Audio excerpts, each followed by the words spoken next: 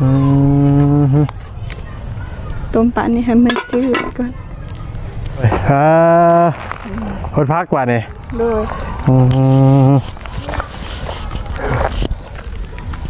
คนพักพี่น้องเว้ย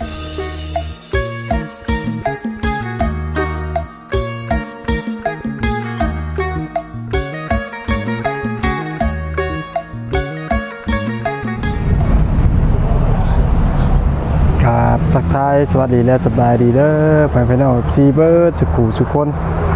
เป็นทางฝั่งไทยฝั่งลาวต่างประเทศทั้งหมดกันยินดีต้อนรับเข้าสู่ช่องหน่อยพาเพลินคือเก่าเนาะพี่น้องมาเนี่ยเนาะมาพบมาพ่อกับตำรวจอีกเพียงหนึ่งเนาะยามช่วงค่ำๆพี่น้องเนาะหลังจากที่ว่าพักกันไป ก่อไฟพี่น้องพักกันไปหาเลาะเบิ่งเคสใหม่เนาะพี่น้องเนาะกะไปลายหม่องลายบอลเนาะลายบ้านพี่น้องไปโอ้ยขึ้นหวยลงห้องขึ้นหวยลงห้องเนาะพี่น้องเลยกะโมมี่พี่น้องเนาะไปกระจนค่ำไปเติบพี่น้องเนาะโมมี่พี่น้องเลยเนาะไปกะไกลเติบพี่น้องเลยเข้าไปทั้งชายแดนต่อชายแดนเวียดเนาะแต่เข้าไปอีกทางหนึ่งพี่น้องแต่มันก็ไกลพอสมควรพี่น้องเลยถนนทางก็คือหูพี่น้องเนาะลำบากยากเนาะทางเป็นทางตมช่วงนี้เนาะน่าดูผลแบบเป็นคุมเป็นบ่อเป็นกีตมเป็นหวยเป็นห้องเป็นเนินเขาพี่น้องเลยแต่ไปแล้วก็บุคึดเนาะไปกับบุมี่ยังพี่น้องเลยเนาะกะไหนก็แล้วแต่เนาะเขาก็ได้ไปแล้วพี่น้องเลยเนาะดีกว่าเขาไม่ได้ไปพี่น้องเลยไปกับกลับมาทางเฮือนน้องหน้าเพิ่นคือเก่าเพราะว่ารถดุ้งเฮิมเนาะที่ว่ายางหัวเมื่อเช้านี่เนาะเอาไปปะทางห้านเพิ่นเนาะหาสิได้อีกพี่น้องเฮ้ยเนาะจนค่ำนั่นก็ได้เพิ่นอาจสิบ่ว่างเนาะงานเพิ่นหลายเนาะเพื่อเพิ่นสิเฮ็ดให้ตามคิวพี่น้องเว้ยเนาะก็มาช่วงแรงๆเนาะมาหาเพิ่นน้องหน้าเพิ่นคือเก่าเนาะว่าเพิ่นเฮ็ดหยังอยู่ตอนนี้เนาะไปเบิ่งไปชมกันเด้อพี่น้องปลูกม่วงนี่มาหยังนี่โอ้บ่แม่นกบม่วงก็มาไข่บ่เนาะพี่น้องสบายดีเลยคนพักกว่านี่ด้วย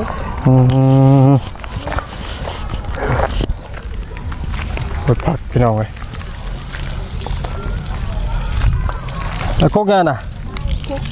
มักละมุดโอ้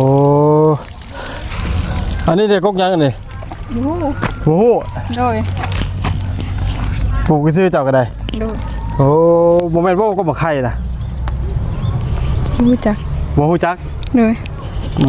ขอให้ปลูกกับปลูกโอ้พนันปลูกกับปลูกเลยยังไงพนันปลูกกับปลูกกว่าท่านเนาะยังอันก๊อกน้ำแปลงแล้วปะแปลงแล้วโอ้แปลงเรียบร้อยเนาะเลยโอ้ปลูกอ้อมเพื่อนเลยป่ะนี่บ่ค่ะนี่ผักแล้วบ้านนี่เนาะปลูกแนวอยู่แนวกินรอบบ้านพี่น้องเลยเนาะถือว่าอุดมสมบูรณ์แล้วบ้านนี่เนาะ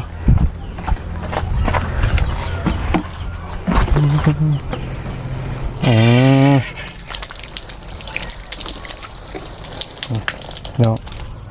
ถือว่าลุงหนวดมีขนมเนาะใจเด้อเดี๋ยวมาฝากคนพี่น้องเลยพอได้ถือว่าน้องคนพักจะเป็นเมื่อยพ้นได้แล้วบ่นี่แล้วดูโอ้พี่น้องส่วนพักส่วนมีกกกันหมักหรือว่ากกผักทองคืออันเนาะนั่นกับหมักบวบพี่น้องเลยตามมันขึ้นทั้งน้ำเลยเป็นเจ้าหญ้าเนาะแม่ ก็สิบุญยากหรอกไม่ต่อยเอาอันนี้ก็ผักทองผักผักทองกับผักอันเดียวกันพี่น้องเลยก็ผักบวบมันจะหัวจะเป็นบวบยาวหรือบวบป้อมเนาะเจ้าคิดว่าบวบยังป้อมนี่ยาวใช่อันคือตัวน่ะหมักบวบเลยหมักบวบตัวยาวนะยาวป่ะด้วยบวบยาวคักเลยบวบป้อมนี่เป็นบวบหอมเนาะโอ้พวกพริกขี้หนูเนาะนี่โอ้พริกขี้หนูเลยเนาะดูสวนพี่น้องเลยโอ้คักเป็นมากแล้วเนาะฮะเป็นมากแล้วเป็นมากแล้วก็เป็นมากคือกันอย่างน้อยเอามาฮดแล้วทั้งนี้คือยังอยู่จ้ะตัวนี้ไม่ได้ฮดมันโอ้ปลาอะไรทีโดยมันหลายว่าไงมันเปียกน้ำแต่ละมืออยู่เนาะแม่มันเปียกนะฮดแต่มองเป็นบางมองเนาะจะได้กระเปียกไม่ได้ฮดนะกระเทียมเป็นหมากโลกเด้อพี่น้องเลยเรียนแต่มะฮุงเนาะมะฮุงนี่ก็ขึ้นสิบหึงแล้วบกีมือบกีนั่นกับเป็นนั่นนี่เป็นกับบวมได้อยู่ในเพราะเป็นนั่นเป็นโพนเนาะปีกล้วยแล้วพี่น้องโพดว่าปีกล้วยปีบ้าใหญ่พี่น้องเลยพี่ดุน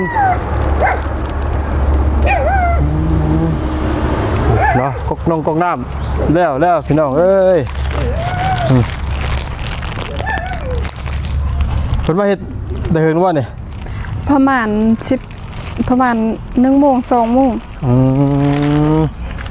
อย่างไรแล้วเห็นเรียบร้อยทีโดยเรียบร้อยให้เปิดมึงด้วยค่ะลุงหนวดบอกกล้าเปิดได้บัดอย่าด่าสอนนั่นสอนนี่ไว้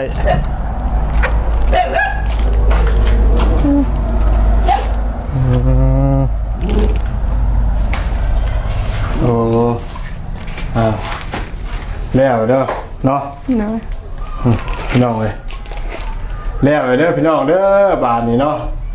ถือว่าสมบูรณ์แบบบ่มีแนวข้างค่าเลยพี่น้องเลยเนาะจะสร้างเพิ่นเฮ็ด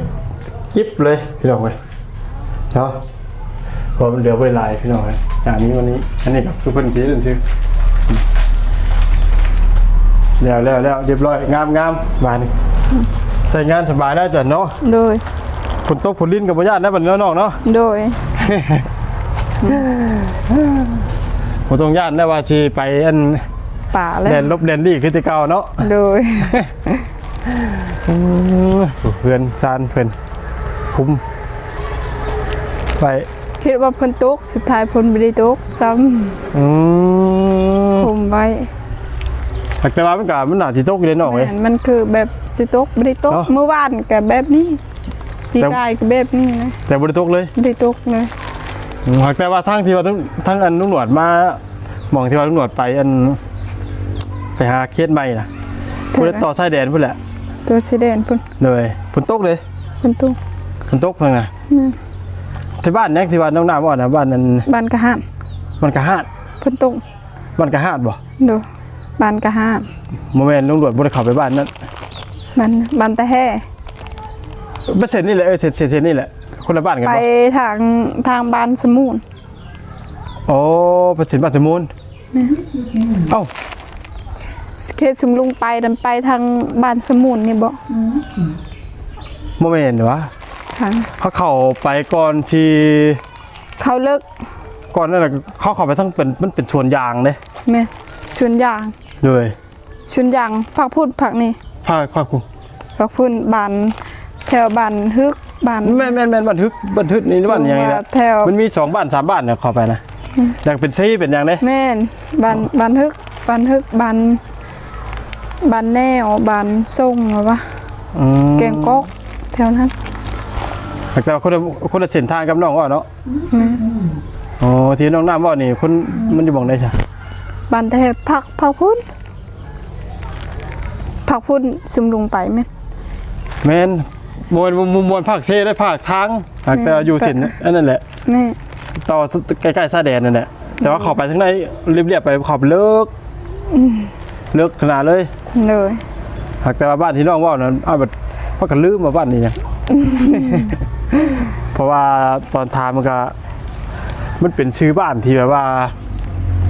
มาจากไหนพี่น้องบ้านที่เขาบ่ค่อยคุ้นเคยเขาบ่ค่อยได้ยินแหละเขาได้ยินทีหนึ่งทีเดียวแล้วมันอยากลืมเนาะแม่นบ่เคยเขาได้ยินดุเลยคือค่อยได้ยินดุใครเนี่ยเขาขวมไปทั้งพูดหรือว่าขวมไปทั้งอันบ้านนี่ว่าเพิ่นสิเฮ็ดบุญบังไฟนี่บ่ขวมไปหรือบ่บ้านนะบ้านอันนี้บ้านนั้นเขาต่อชายแดนนี่ดิขวมไปหรือบ่เคยไปเด้ค่อยบ่เคยไปเด้ผักไปต่อชายแดนเลยบ้านยังบ้านมะเฟืองบ่บ้านเฟืองห้วยซ่าอันบ้านที่น้องว่านี่ฮอดบ้านเฟืองบ่แม่บ้านนั้นฮะเขาไปทางพลฮอดบ้านอย่างบ้านสิยิงขามน้ำเซอีกเนี่ยบ้านที่น้องน้ำบ่นี่ได้แม่ขามภาคเซแม่โอ้จะว่าเขาไปเส้นเดียวจักเนาะเพราะว่าอันนี้เข้าไปแล้วมันเป็นทางสุดเด้โดยทางสุดอะครับว่าเป็นเซ่เขาว่าเป็นเซ่ขามภาคพุ่นบ้านอาซีเพราะว่าทางเข้าไปเป็นทางดีเป็นเฮ็ดทางปูนอันปูนจะมิ้นข้างในเลยโดยแบบเฮ็ดทางแบบอันคอนกรีตอย่างดีเลยงามเลยแต่เขาปูย่างแต่ฮอดพุ่นเขาไม่ได้ปูเลยแม่นบ้านฮึเขตบ้านซุมลุงว่าลุงเฮอว่าไปบ้านเขตบ้านแต่แห่หรอบ้านนี่กับเขากันเขาแต่ว่าเขาหมดเข้าไปเลยครับบ่ค่อยมีล่ะถามมามันยังก็บ่ค่อยมีก็เลยว่าก็ย้อนกลับออกมาแล้วก็เข้าบ้านนั่นอีกแล้วก็กลับมาอีกที่นี่ก็ค่ำมับโดยคิดเบิ่งตั้งแต่11 โมงเนาะโดยออกจากบ้านน้องน้ำพี่น้องเอ้ยเป็นคำคอยท้าจน11 โมงจน4 โมงเบิ่งตลอดรถ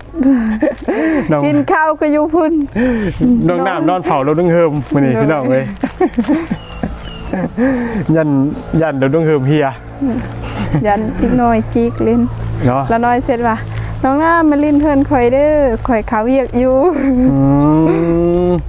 ถ้าสิไปตั้งเทื่อยันน้อยเนาะก็เลยทุนทีว่าเพิ่นบ่ฮู้เนาะผมเล่าบ่ถึงการพี่น้องเอ้ยเพิ่นอาทิดินนั่นดินนี่เนาะของในรถก็มันก็บ่หลายหรอกแต่ว่ามันบางสิ่งบางอย่างเนาะโดยพอมันเหี่ยไปแล้วมันหายากแม่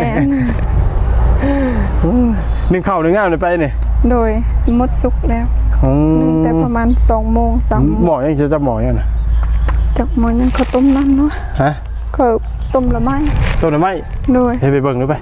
ย้อนใหญ่ว่าย้อนใหญ่รักเอามากินนี่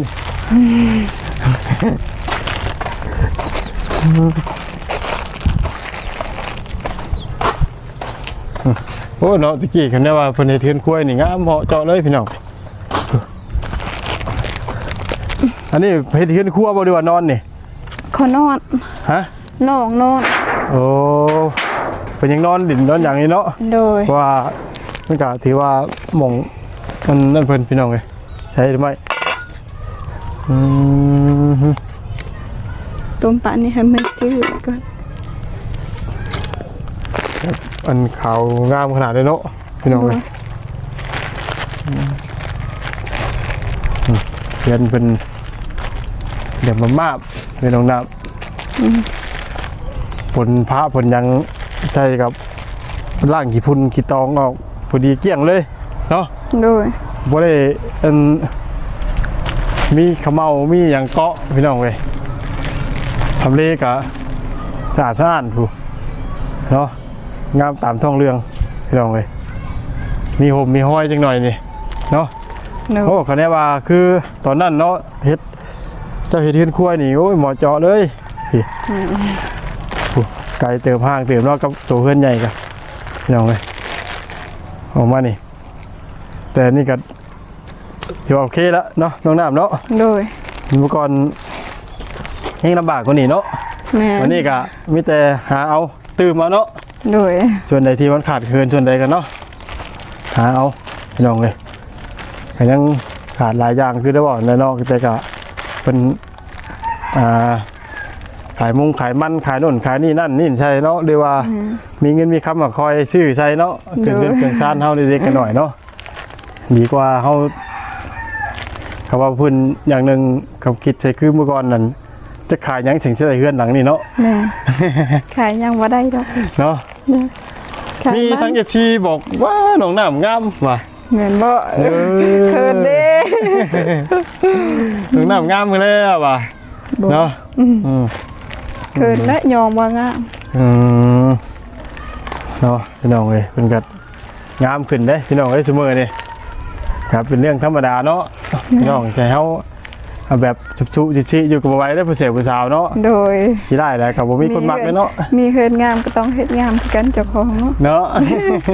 ตอนนั้นเฮือนเสียไผสิกล้าเฮ็ดงาม เหมือนว่า แม่ คือถึง นัด ว่า เขากินก็ยังบ่มี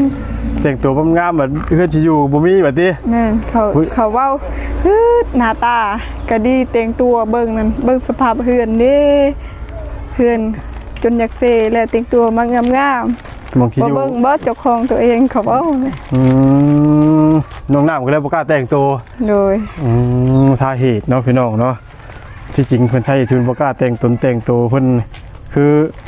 ย่านคนนินทาเนาะ โดย หรือว่าบ่สมในฐานะตัวเองว่านั่นนั่นนี่เนาะ โดย จังพ่อเพิ่นยังบ่กล้าแต่งตัวพี่น้องเว้ย แต่ รวมเราเนาะ 8 โมงนอนมาลงมา ไปใจ เขาบอกไปรวมมื้ออื่น รวมอย่าง บ่ฮู้คือกันเขาบอกว่าไปรวมเพราะมันเป็นหมู่ รวมแบบคำบ้านคำว่าบางหมู่บ้านก็เอิ้นประชุมสิบ่ แม่ โอ้เข้าเจ้าผลบ่ได้พระบ่ บ่ได้พระ บ่มีแต่ใครยื่นบ่พระเนาะป้าบ่เฮงเด้อน้องน้ำเว้ยโอ้พี่น้องวันนี้การลุงหน่อยมาอัปเดตเนาะให้FCเบิ่งทั้งเฮือนซ่านของน้องน้ำเบิ่งอีกเทื่อเนาะพี่น้องเนาะหลังจากเราปิดจ็อบของน้ำไปได้เรียบร้อยเนาะพี่น้องเนาะก็มี FC อยู่ผู้หนึงพี่น้องเลยเนาะมาคอมเมนต์ให้กับลุงหนวดว่าลุงหนวดอมเงินเพิ่นว่าขอค่าของน้ำนั่นนี่มันบ่แม่นดอกพี่น้องเนาะ แม่น เพิ่นบ่ฮู้หยังพี่น้องเว้ยเนาะเพิ่นก็เว้าไป เพิ่นก็เว้าไปซั่นแหละเพิ่นบ่ฮู้หยังดอกว่าลุงหนวดกับผู้ใหญ่เพิ่นที่คนเจ้าของเงินน่ะว่าเว้ากันได้ใดเนาะพี่น้องเพิ่นก็เลยจิกแต่ลุงหนวดว่าลุงหนวดอมเงินจังซั่นจังซี่ แม่ ที่ความจริงแล้วเพราะว่าลุงหนวดกับเจ้าของเงินเพิ่นน่ะว่าผู้ใหญ่เพิ่นใจดีเพิ่นน่ะเว้ากันได้ใดเนาะฮู้กันพี่น้องเว้ยเนาะมีแต่เพิ่นน่ะเองน่ะที่บ่ฮู้หยังแล้วก็เว้านั่นนี่ให้ลุงหนวดเนาะ แม่มักอลีเขาอยากเว้า พญาเพิ่น คือค่อยคือกันได้ยินว่าเขาบอกค่อยอันนั้นเสาเพชรแต่ว่าแม่ได้แล้วลืมแล้ว เรื่องชาวเพชร แม่ แล้วเป็นหยัง จังนั้นแล้วค่อยลืมนะ ลืม ลืมเลย นะบ่เป็นหยังลืมก็ลุงหนวดก็ยังลืมบ่ลืมก็ได้เนาะ แม่ หักเจ้าซักเขาให้เจ้าได้หรือว่าปีนี้ สักมีแต่บนเฮือนนี่แหละแล้วบ่ได้ไปเฮ็ดแล้วอยู่ฮูปีนี้อีแม่บ่สบาย อ๋อ อีแม่ย่างบ่ไหวแล้วเจ็บแอวปีหน้าอีกจนขึ้นภู แม่บ่สบายแล้วก็เลยปีนี้เลยงดก่อน โดยพักก่อน เฮ็ดทำที่เฮ็ดได้ในนี่ โดยเฮ็ดแต่ส่วนมันเฮ็ดน้อยหนึงบ่แม่สาวเฮงถางเพิ่นก็ปลูกกล้วยข่อยปลูกข้าว สักแล้วเมื่อวาน หม่องเสาเฮงบ่ แม่น เสาเฮงได้เฮ็ดอยู่นี่บ่จ้ะ แม่นเพิ่นปลูกกล้วยเพิ่นว่าอยากปลูกข้าวเด้แบบค่อยใกล้เฮือนนี่สบายเบิ่งแบเบิ่งอีสัง เสาเฮงกับเจ้านี่เป็นญาติกันเนาะ แม่นพี่น้องกัน พี่น้องกันเลย โดย เป็นที่ว่าเป็นลูกเอ้ยลูกน้องกันบ่ แม่นพ่อค่อยกับแม่เพิ่นเป็นไอ้น้องกันเด้น้องสาวแม่เพิ่นเป็นน้องสาว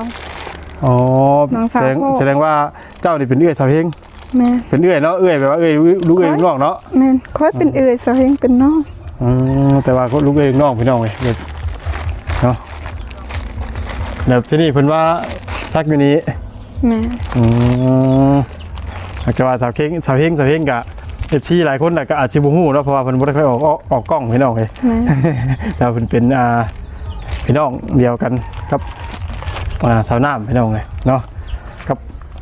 ยังว่าบ่สอนนี่เป็นพี่น้องกันบ่เป็นแบบใด พี่น้องทั้งแม่ บ่สอนนี่ใด โดย เป็นพี่น้องทั้งแม่ โดย เพราะว่าลุงหนวกเห็นแต่ในคลิปทั้งขอบประจันเนาะ โดย แต่ว่าลุงหนวกก็บ่ได้ถามจากปากน้องน้ามันจักเตือเนาะพี่น้องว่าเป็นมาแบบใดนะ แม่น เพียงแต่ว่ามันก็บ่ได้ไกลเนาะ โดย จากนี้ไปนี่ ค่อยบ่เคยไปเด้ ฮะ บ่เคยไปเด้เพิ่น อ๋อคนในหมู่บ้านเนาะ โดย บ้านเพิ่นบ้านหยังนะ บ้านเพิ่นนั้นบ้านซะแล้ว บ้านเสร็จแล้ว โดย บ้านเสร็จแล้วพี่น้องเนาะกะลุงหนวดก็ได้มาเยี่ยมมายามน้องน้ำช่วงเล็กๆเห็นเนาะมาเบิ่งว่าน้ำท่อประปาพี่น้องเนาะว่าอันที่มันที่ว่าน้ำประปามันออกเมื่อเช้านี่เนาะแต่ที่นี่แหละลุงหนวดมาเบิ่งเพื่อว่าย่านว่าสร้างเพิ่นบ่ทันได้มา โดย เนาะถ้าว่าเพราะว่าลุงหนวดบอกกันพอหน้าน้อยเนาะแต่ที่สมมุติว่าถ้าว่าสร้างเพิ่นบ่ทันได้มาลุงหนวดก็จะได้เฮ็ดแก้ไขให้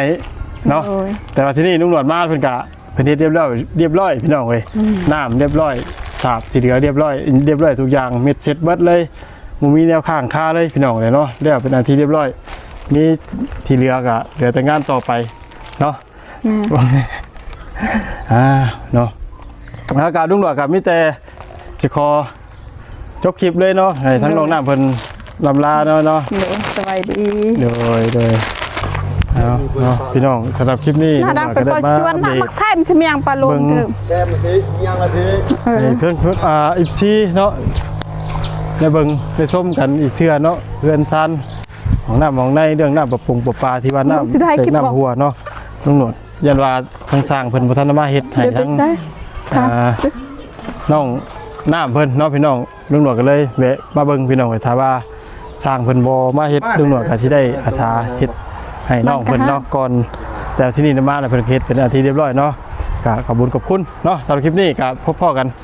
คลิปหน้าก็ขอบคุณทั้งเพื่อนพี่น้องซีเบิร์ดจุกุยจุคนเนาะที่เข้ามา